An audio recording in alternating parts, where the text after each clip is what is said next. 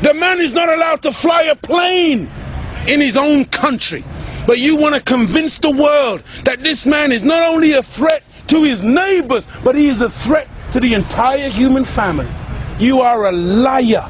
Liar. And the people are intellectual cowards who sit down and suck up this filthy lie in order to justify evil against the Iraqi people who are dying by the thousands every day because of sanctions and other punitive measures which have been imposed by America, Britain, the European nations, and the so-called United Nations. If he was a man of peace, why the war with Iran? Brother, thank you for your speech. Oh, just 1 second, please. Sorry, if he was a man of peace, why the war with Iran? If he was a man of peace, why the war with Iran? Because Iran, at that time, was in a popular revolution of the people. Iran at that time was getting rid of a dictator placed there by America and Britain. They were getting rid of the Shah that America and Britain had put on a peacock throne in that region. And the Ayatollah was returning home to be the leader of a popular revolution of Islam, to make Iraq. And then America and all of her allies financed Saddam Hussein, gave him $80 billion and gave him weapons to attack Iran in order to destroy the popular revolution. Saddam was their friend then. He was in bed with them then.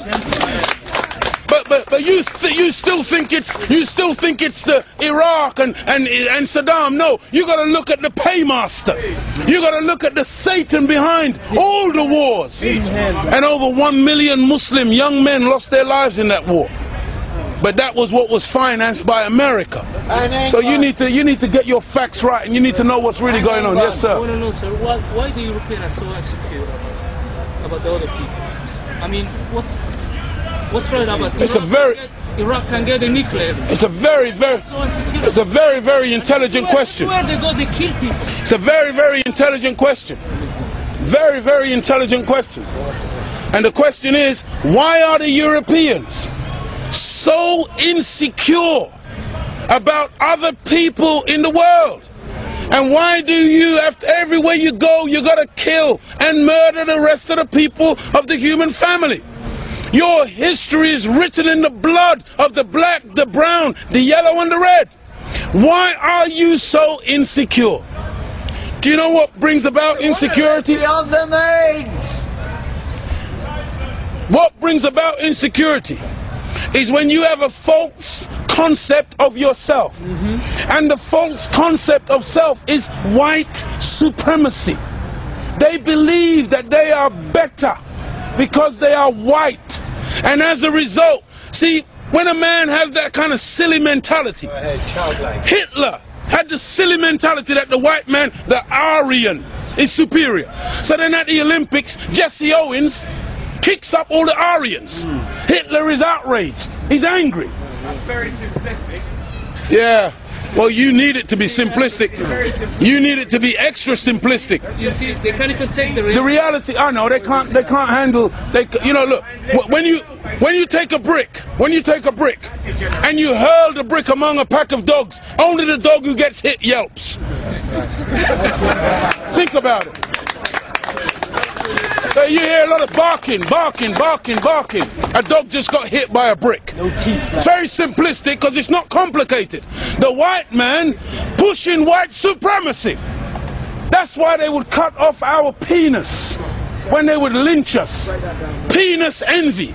They're afraid of the black man because of our potency, because of our manliness. Because when you look at the black man, he's a real man. He's strong. So then they would have us as mandingos, fighting one another. That's why even today, they want to be the heavyweight champion of the world. They can't find a white man to do it. So they tried to turn a black man, Frank Bruno, into a white man. They called him the great white hope. They're desperate. They deny us. I want you to, I'm talking about the insecurity. We're not allowed to play golf. Why are we not allowed to play golf? Because we are inferior. We can't play the game. But let one black man into golf. Then all of a sudden there's a tiger in the woods. And he doesn't just play golf, he becomes the master. We're not allowed to play tennis. Let black people into tennis. We go straight to Wimbledon and win it in 1935. A black woman. Now Venus and Serena, they run out of opponents. They have to play each other. The white people cannot compete on an even playing field. They let us into athletics. You can't run like us. You let us into any field of endeavor, we dominate it. So they feel, see, they push supremacy. Because there is an inert inferiority. Go ahead, bro. And so when somebody is inferior, they have to give the impression of being superior. Hence all the weapons, hence all the artillery, hence all the media and the propaganda and the program of brainwashing the entire world into believing in their way of life as opposed to any other way of life. And they become very afraid of anything that goes contrary. And so every time a black man stands up for black people, Martin Luther King, shot down. Malcolm X, shot down. Patrice Lumumba, shot down. Steve Biko, shot down. Everyone. Nelson Mandela, they locked him up for 27 years. They did a documentary the other day. In the documentary, you got the white man in South Africa. He's now admitting that for the 27 years they had Nelson Mandela locked up. They said they were slow poisoning him to destroy his mental faculties. When they deemed that he was no longer a potent force, they let him out. Now they let him out and they get children to play music and they say, Nelson, dance. And they show the world the great statesman, Nelson Mandela. Nelson Mandela, whose wife, Winnie Mandela, a warrior queen, kept his name alive and kept the struggle going for 27 years. Nelson comes out, they slander her name. Nelson leaves her. Now they target Winnie, because Winnie, when Nelson came and shook Margaret Thatcher's hand, went and shook Reagan's hand, Winnie said, I'm not shaking their hand. They are the enemy. Right. So Winnie wouldn't bow, Nelson would bow. So they said, okay, now we embrace Nelson. Give him to the world as the great statesman. Look, he's wonderful. Look, he smiles with everybody. He dances. Because that's how you like to see the black man. Dancing. See, Farrakhan don't dance. Come on. Right. The Nation of Islam don't dance. We're soldiers. That's right. You don't like to see a black soldier because you think that your armies are so great. You ain't seen an army till you see the black man's army. That's right. You ain't seen discipline. See, you're afraid of the Nazis. You talk about the Nazis and their jackboots. You ain't seen marching yet. When you see the black man when he mobilizes, and you have never taken us on no battlefield, never.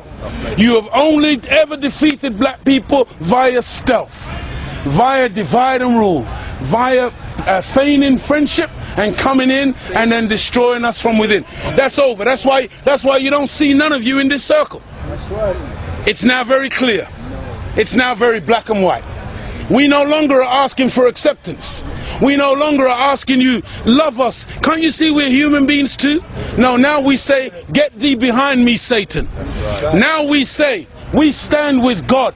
George Bush says, you're either with me or you're with the terrorist.